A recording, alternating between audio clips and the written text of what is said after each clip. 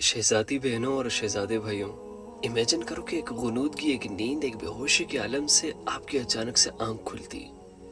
आपके दाएं बाएं आगे पीछे जहां तक आपकी नजर जाती है लोग ही लोग हैं हर तरफ। आप एक बड़े लश्कर में दरमियान में किसी एक सफ में खड़े हो और इमेजिन करो कि जैसे ही आप होश संभालने लगते हो आपको चीख और पुकार की आवाज़ें आनी शुरू हो जाती है। आप होश में आने लगते हो, आपको समझ आ जाती है कि मैदान हशर शुरू हो चुका है। मैं मैदान हशर के किसी सफ में खड़ा हूँ। धीरे धीरे आप देखते हो कि लोगों के चेहरे स्याह होने शुरू हो जाते हैं। आप अपने इर्द गिर्द देखते हो कि आपके सफ की बारी आई, आपके इर्द गिर्द सारे लोगों के चेहरे स्याह हो गए।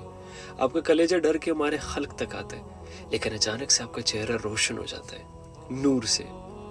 अब वो जो मजमा जहाँ पे सारे लोग परेशान, जिन लोगों पर अल्लाह गज़ब में है, नाराज है उनसे, उन पर इतना कि रहमान और रहीम का नाम ख़त्म करके अपने गज़ब ढाए हुए, और उन सब लोगों के सामने, उस लश्कर के सामने अल्लाह मुस्कुरा कर आपसे कहता है कि तुम हो मेरे दोस्त। दुनिया में तुमने मुझे नहीं बुलाया, मेरी दोस्ती को नहीं बुलाया, कि हाँ मैं तुम्हें कैसे बुला सकता हूँ। और मजमे के सामने कहे कि ये है वो दोस्त जिनके लिए मैंने दुनिया में बिशारत फरमा दी थी कि ये जन्नत में मेरे दोस्त होंगे।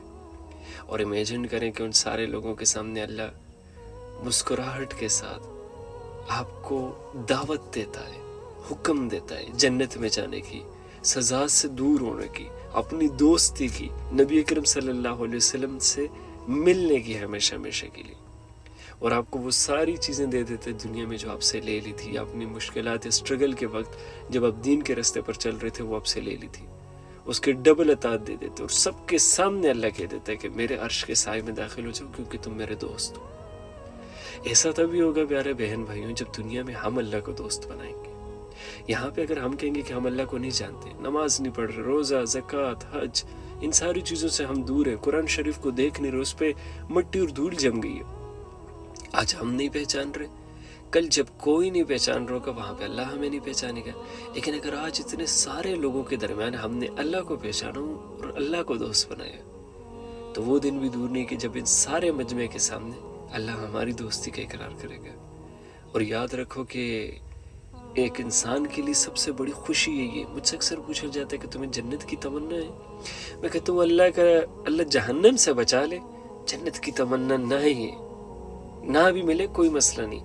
अगर जहन्नम में ना गए ना तो एटलीस्ट ये श्योर होगा कि यार अल्लाह हमसे राजी है, अल्लाह की दोस्ती नसीब हो जाए, नबी अकरम सल्लल्लाहु अलैहि वसल्लम का दीदार नसीब हो जाए, हमारी इतने औकात कहाँ उनसे मुलाकात करना नसीब हो जाए, अल्लाह और रसूल आपसे राजी हैं, तो जन्नत को क्या करना है? जन्नत तो इस सबके सामने कुछ भी नहीं।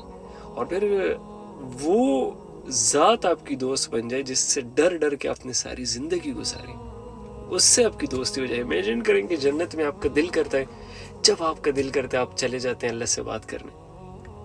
आपको पता होता है ये मेरे वो लॉयल दोस्त है, ये मेरा वो लॉयल दोस्त है जिसको दुनिया में मैंने चाहा, मैंने इससे मोहब्बत की, मैंने अपना सारा वक्त किया, जितना भी वक्त मैंने दिया उसका मुझे सिला मिल रहा है। जन्नत में मेरी हर ख्वाहिश पूरी की जाती है और जब भी मेरे बात करने को दिल करते तो मेरे साथ होता है। और आपकी मेहमान नवाजी हो रही होती है उस दोस्त की तरफ से हर वक्त। Can you imagine? थोड़ी सी मुश्किल है जिंदगी, थोड़ी है और थोड़ी सी मुश्किल है, लेकिन हमेशा के लिए जो सुकून है उसको इसके लिए बर्बाद मत कर देना। Your friend is waiting for you.